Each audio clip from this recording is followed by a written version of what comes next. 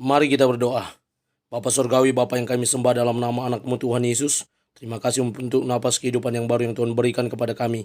Sebelum kami mulai aktivitas kami mau disapa dengan kebenaran firman Tuhan. Dalam nama Yesus kami berdoa. Amin. Sapaan rohani buat kita pada pagi hari ini, Selasa 24 Oktober 2023. Saya ambil dari kitab Galatia pasal yang kelima ayat yang ke-24. Demikian kesaksian firman Tuhan. Barang siapa menjadi milik Kristus Yesus, ia telah menyalibkan daging dengan segala hawa nafsu dan keinginannya. Menyalibkan keinginan daging dan hawa nafsu.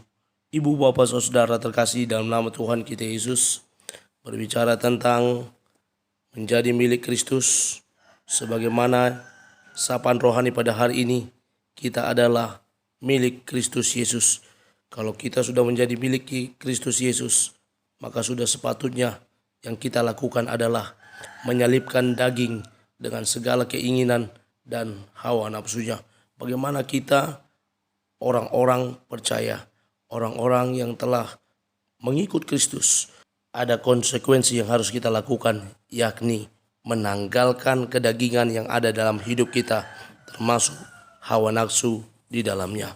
Ibu, bapak, saudara terkasih, Paulus mengingatkan jemaat di Galatia agar mereka sebagai para pengikut Kristus yang telah menjadi milik Kristus, mereka diminta untuk menyalibkan daging dengan segala hawa nafsu dan keinginannya. Inilah pesan yang disampaikan kepada mereka agar mereka boleh bertumbuh di dalam Tuhan, agar mereka boleh setia menjadi para pengikut Kristus. Sebagaimana pesan ini disampaikan kepada mereka, ini juga yang disampaikan kepada kita, para pengikut Tuhan di saat ini, di mana kita boleh diajak agar kita menanggalkan segala keinginan. Banyak keinginan yang bertentangan dengan apa yang harus dilakukan sebagai para pengikut Kristus. Keinginan daging seringkali arahnya kepada hal yang negatif, hal yang tidak baik, termasuk hawa nafsu yang tidak terkontrol dan terkendali. William Penn berkata, menjadi seperti Kristus berarti menjadi seorang Kristen. Pertama sekali murid-murid disebut Kristen adalah ketika mereka berada di Antioquia. Karena apa?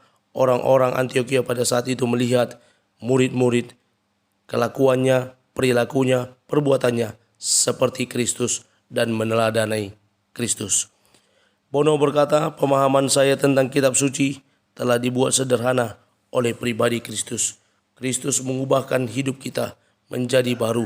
Kristus membawa kita kepada satu perubahan hidup yang lebih baik lagi.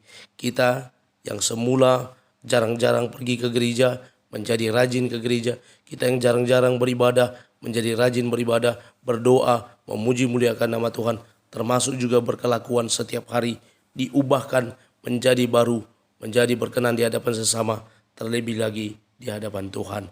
Mari hiduplah sebagaimana kita hidup yang adalah milik Kristus yang telah menebus dan menyucikan kita. Amin. Kita bersatu dalam doa.